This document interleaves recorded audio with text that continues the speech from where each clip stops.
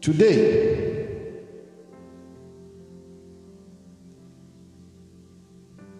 we are looking at the word that says, don't look back. Don't look back. We have seen in the passage that was read, Genesis chapter 19. Genesis 19 from verses 19 to 26. Now, if you go before that, you will understand what happened there. And I'm sure many of us, we have sometimes read that passage or we have heard it spoken unto us.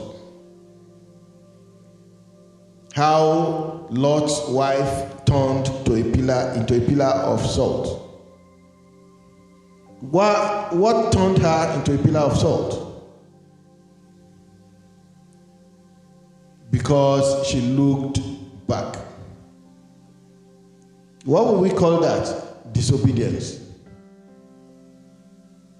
Lot and his wife and his children were told, do not look back when you go out. Actually, what happened? God wanted to destroy the city because of their sins. But because of Abraham, God remembered Lot. And God visited him to take him out of the city. Gave him that grace. Because you are related to who? To my loved one. You are related to Abraham. God did not want to destroy him and his family with Sodom and Gomorrah. So they were given the chance to leave. And they were given strict warning. Do not look back. But there are so many things that could have made Lot's wife to look back. 1, disobedience. 2, curiosity. What is happening? We are hearing a lot of noise. What is it? Let me just peep. She looked back and she turned into a pillar of salt. Brethren, you will not turn into a pillar of salt in the name of Jesus. These days, many of us are looking back in one way or the other. Many of us are looking back for one reason or the other. So, when trial comes, they tend to look back. What does it mean to look back? When you have been instructed, don't look back. It means you have turned from the faith. You are turning into something else that your Father does not want you to turn into. And who is our Father? God Almighty, Jehovah, Yahweh. When He gives us strict warnings, don't look back. We should not look back. Because when He tells you, don't look back, it's because He loves you. He does not want you to be destroyed. Looking back leads to destruction. Where do you think Lot's wife will fall? Heaven or hell? Who can guess? Why? Because she disobeyed. God bless you, sir. She looked back and was turned into a pillar of salt immediately. God sent His prophet, go and deliver a message. Don't eat, don't drink anything there. And then she went into the house of a prophet, another prophet. And the prophet told him that, look, God told me to tell you that you should eat. When God had already warned him, don't eat, don't drink there. Does God change His mind? I cannot remember where God tells you, don't do this, and later comes back and tell you, okay, do it. And he listened to the prophet. He ate and drank. Immediately he was eating. The Spirit of God now fell on the prophet and told him, God told you not to eat, but because you have eaten, you will not get home. So he left. On the way, a lion killed him. The lion stood by him and stood by the donkey that he was climbing. The lion did not kill the donkey. The lion killed him but did not eat him.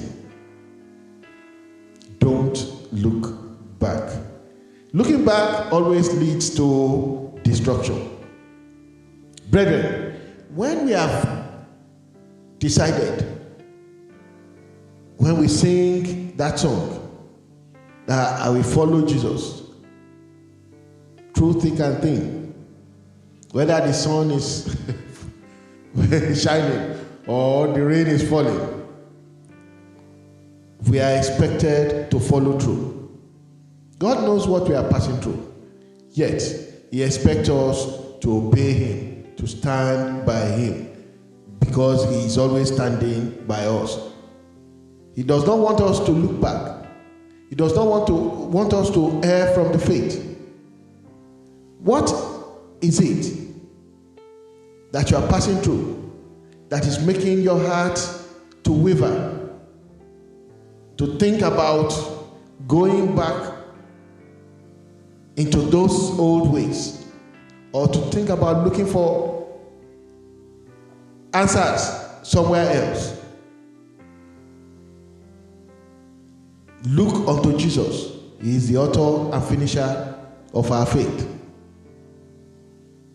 The pastor is a man. The prophet is a man. Ministers, they are men. They are human. But God is God. Look unto God. Don't look unto man. Put all your hopes in God. Let us quickly turn our Bible.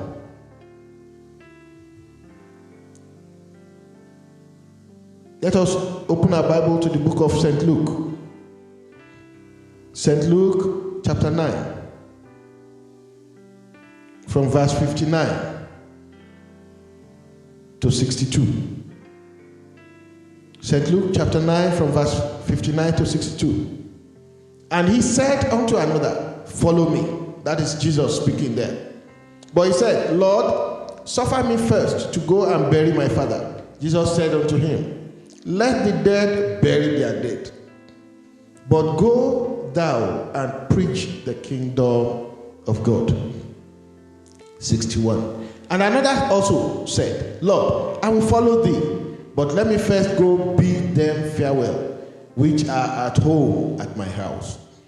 62.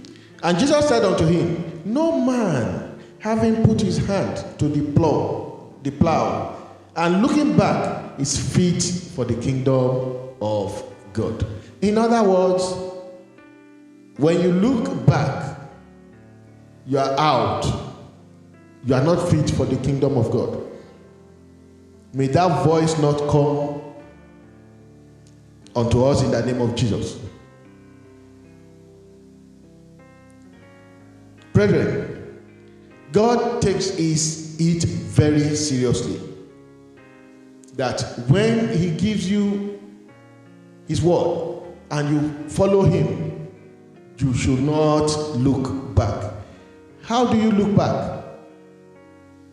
By falling into sin, by going to the old ways, by going to visit other powers that are not like God, that you cannot find in God, by calling home, please help me go to that Baba near our house in the village, and tell him the problem, give him money. You will say, after all, I did not go there by myself. But you sent your money there. Brethren, all these, Jesus is saying that when you do all these things, you are looking back.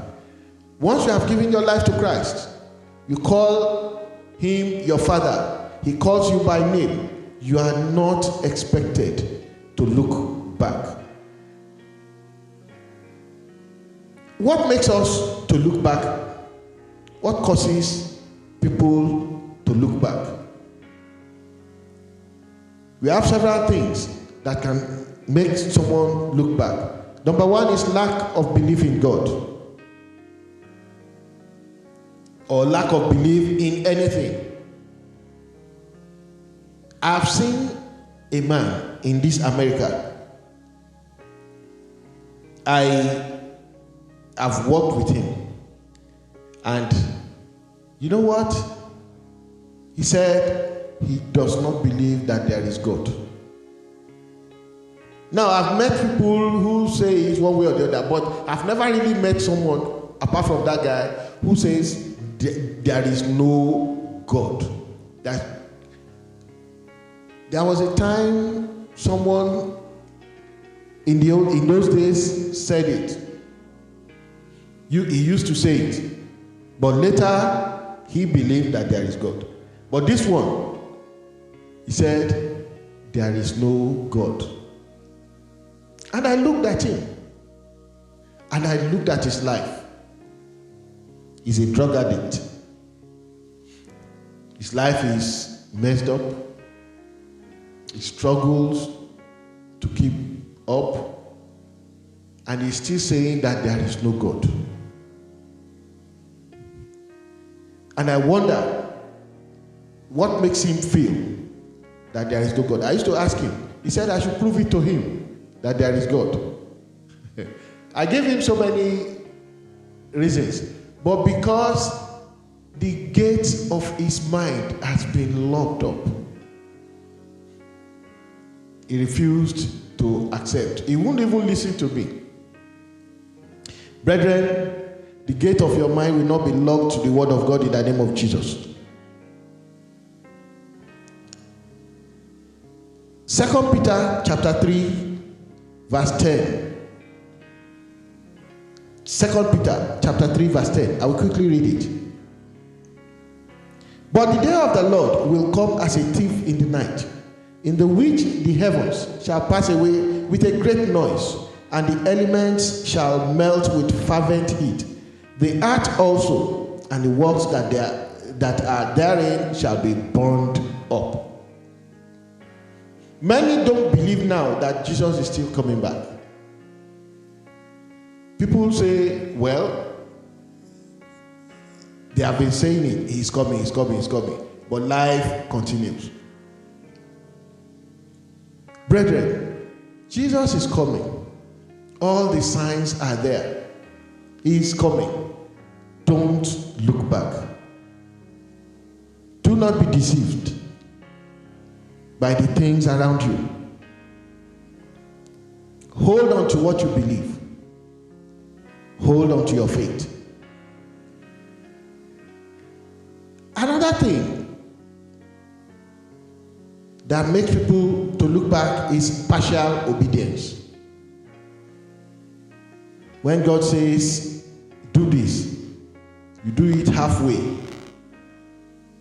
and you stop. Or you don't do this, you do a little, you say, after all, I didn't do it completely. It is still partial obedience. You have not obeyed completely. When you do that, it leads to destruction, because it means you are looking back. 3, if there is presence of strangers in one's life, look at the case of Abraham. Lot was a stranger in his life until they separated. That was when God came back and said, hey, yes, you remember what I told you? Okay, it is going to come to pass. There are some physical strangers that has to separate in our lives. It could be spiritual strangers. For instance, when you look at the book of Psalm verse 18. When you look at the book of Psalm, verse 18, from 44, you see it there. It says, as soon as they hear of me, they shall obey me. The strangers shall submit themselves unto me. The strangers shall fade away and be afraid out of their close places. When there are presence of spiritual strangers in one's life, hearing and listening to the word of God and not looking back may be a problem. Because even when you try to follow the word of God, they are there. They are like strong men, seated, enthroned, trying to make sure you don't follow the word of God. When you follow by force, they make your life miserable unless you drive them out. Another thing that could cause one from following the word of God, when there is presence of hidden causes in one's life, when there is presence of a strong man in one's life, when you are prayerless, when you are ignorant, when you lack self-control, or when you have pride in your life. I've seen a case of a pastor, a very mighty man of God. When he gets to the pulpit, he doesn't preach more than 5 minutes. After 5 minutes, he will pray. Once he prays, he will say, in the name of Jesus, let the miracle begin to happen. Blind begin to see, deaf begin to hear, dumb begin to speak, lame begin to walk. As he is speaking, miracle is happening. God is backing up his words.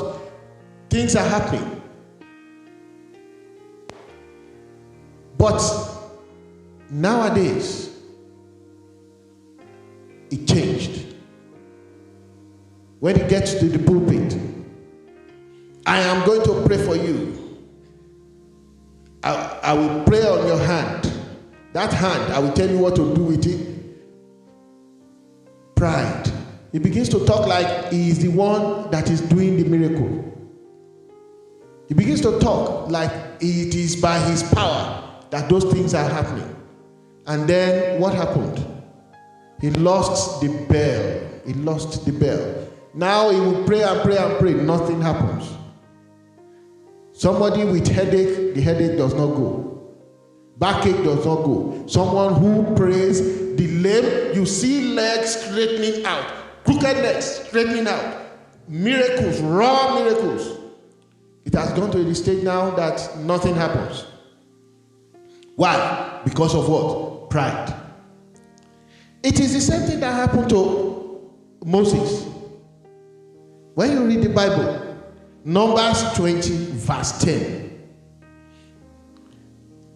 If you read Exodus 17, verse 6, there you see God telling him, strike the rock, water will come out for the people to drink.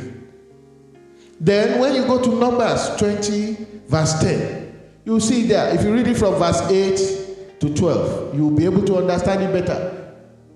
God said, speak to the rock before the people,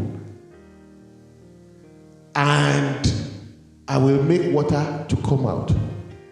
But because in a moment of frustration, he forgot himself. Let's quickly look at that passage. Numbers 20, verse 10. And Moses,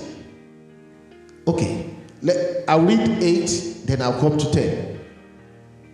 Take the rod, that's verse 8. Numbers 20, verse 8. Take the rod and gather thou the assembly together, thou and Aaron thy brother, and speak ye unto the rock before their eyes. And he shall give forth his water, and thou shalt bring forth to them water out of the rock. So thou shalt give the congregation and their beasts drink. That is the instruction of God. Verse 10. And Moses and Aaron gathered the congregation together before the rock, And he said unto them, Hear now, ye rebels, must we fetch you water out of this rock? Who is giving the water? Is it Moses and Aaron or God? Because of that statement, look at what happened in verse 12. And the Lord spake unto Moses and Aaron, because ye believed me not. In other words, because they disobeyed God, God counts it as what? Not believing in him. Can we see the way God is working his works? He said, because ye believe me not, to sanctify me in the eyes of the children of Israel, therefore ye shall not bring this congregation into the land which I have given them. Oh my God. That was what stopped them from getting to the promised land. You will not be stopped from getting to your promised land in the name of Jesus Christ. Brethren, it is very, very vital to take note of all these things. So, you now say, what can I do to stop from looking back? Number one thing is to give your life to Christ. Give your life to Christ. Be born again. Accept Jesus as your Lord and Savior. Number two, very, very vital and important, is to break every chain, both internal chains and external chains.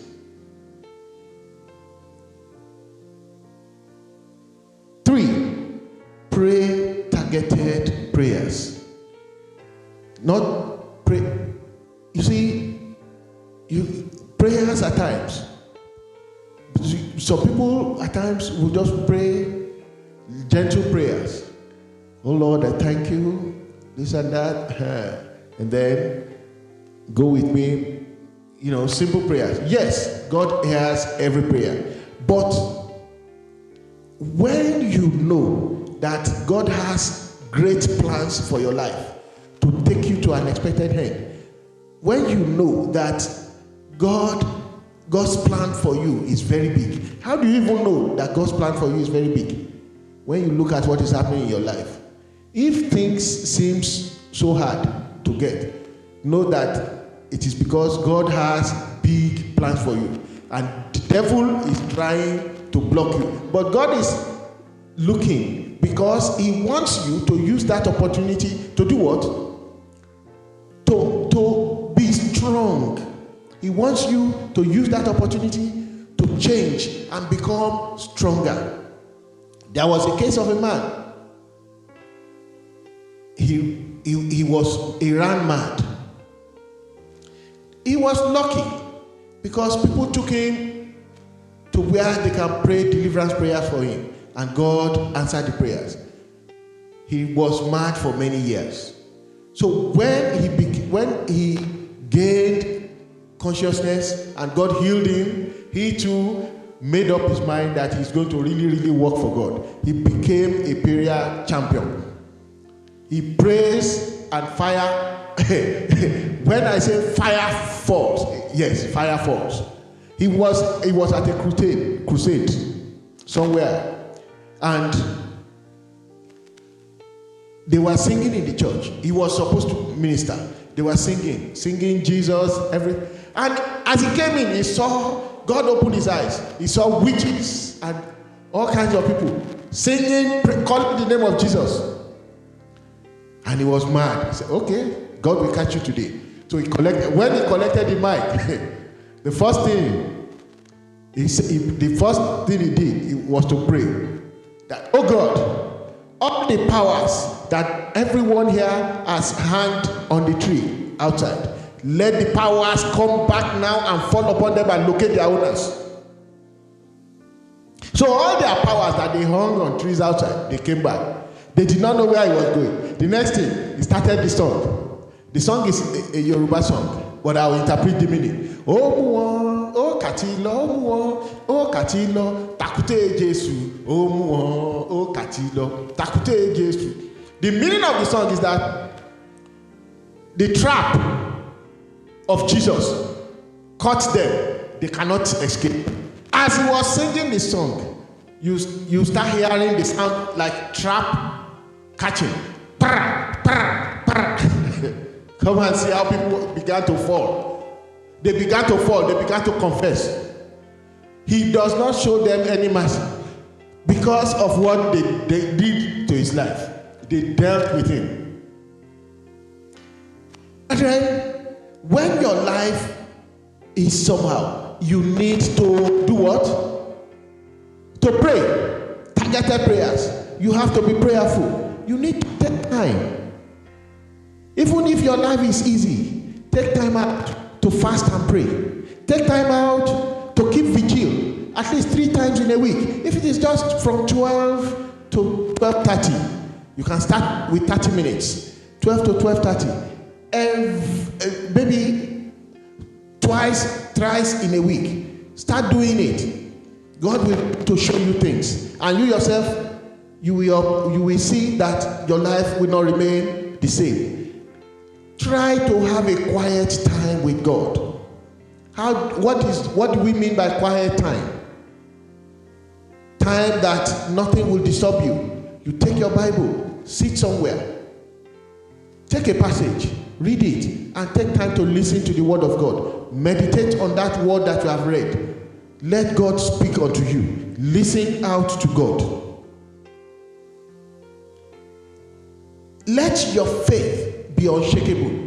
Look at the case of Shadrach, Meshach, and Abednego in the book of Daniel, chapter 3, from verse 16 to 26.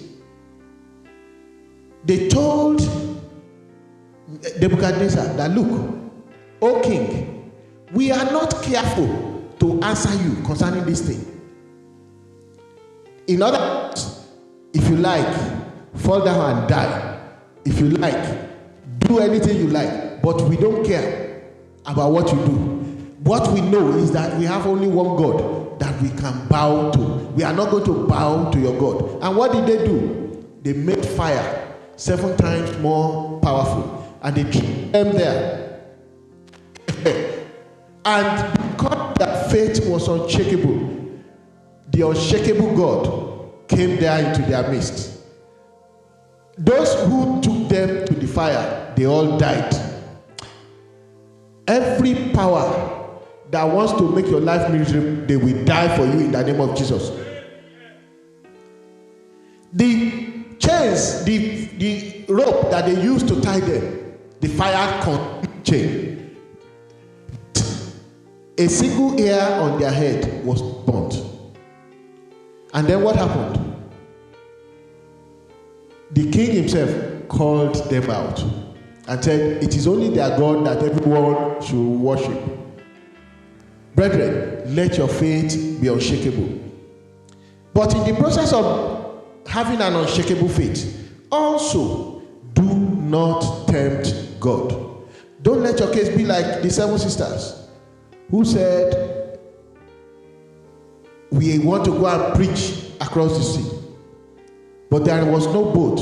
Instead of them to wait for a boat to come, they said, no, we cannot wait. We are going. We believe that God will keep us. And they walked into the sea and they perished there.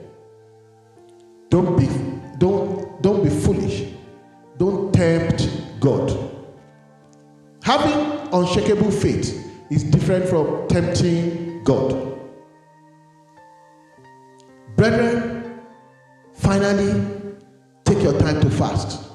Fasting and prayer is good. There are places where in the Bible where Jesus told his disciples, this type does not go except by what? Prayer and fasting. You must know that fasting and prayer is very, very important. If it is not, Jesus will not fast for 40 days and 40 nights. If it is not important, God will not make Elijah to go without food for 40 days and 40 nights. If it is not so, God will not tell Moses to fast 40 days and 40 nights. Fasting is very, very vital. You can start with twice in a week, 3 times in a week. You can start by breaking your fast by 2 o'clock, because this is something your body is not used to. It will make you weak when you first start. But by the time you get used to it, your body finds it easy to fast. Also, as we are drawing closer to God, let us take time to draw our children closer to God. Let us take time to draw our family closer to God. Don't let the case of our children be like that, those of Eli. Don't let our children be destroyed. Let them draw closer to God. Let them know God. When you see children who have been taught way of God, you yourself, you will know that yes, these are children of God. When you talk to them, they listen. When you correct them, they listen. These are children who have been taught the way of God. Let us teach our children the way of God, so that they will give us what? Peace of mind. As we hear and take to the words of God, God will hear us and answer our prayers in the mighty name of Jesus Christ. Know that it is not just suffice to say, I give my life to Christ, but also do what? Follow it up. Live a life of holiness, without which no man can see God. It shall be well with us in the mighty name of Jesus Christ. Father, we thank you, we bless your name. We give you all the glory because you are the Most High God. There is none like you. Accept our thanks in the name of Jesus. O God, thou that answerest prayers, I call upon you today. I commit your people into your hands, because I know that you will answer my prayer. Father, touch their lives in the name of Jesus. Let their life not remain the same in the name of Jesus Christ. Oh God Almighty, everyone that is hearing this word today, mark them for success. Mark them for your kingdom. Mark them for breakthroughs. In the mighty name of Jesus, mark them for greatness. Let none be lost. In the name of Jesus Christ. Let none be lost in the name of Jesus. Because, oh Lord Jesus, you said, none is lost except the child of perdition. Father, write their names in the book of life.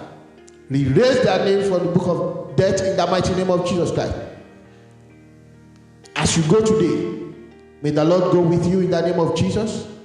May his peace rest with you and your household. May he cause his face to shine upon you and send help to you from Zion. When you walk, you will not stumble. When you run, you will not be weary. When you pass through the waters, it will not overflow you. In the mighty name of Jesus Christ. When you walk in the valley of the shadow of death, you will fear no evil. Because he is your rock, he will stand by you. Because you dwell under the secret shelter of the Most High God, you will always say of the Lord, he is your rock, he is your fortress, he is your God. And in him will you have your trust in the name of Jesus Christ. God will cause his face to shine upon you and release his blessings upon your life. Every problem in your life, God shall give you the solution to them in the name of Jesus Christ. God will give you insight to the cause of every problem in your life in the mighty name of Jesus Christ. And he shall stand by you and make sure you locate them and you overcome them in the mighty name of Jesus Christ. This week shall be your week. All the blessings that God has planned this week, they will locate your household in the name of Jesus. Every evil in the week, none shall come near your tent in the mighty name of Jesus Christ. Thank you because you have answered. Thank you because you always answer, oh God. Be thou exalted in the mighty name of Jesus Christ.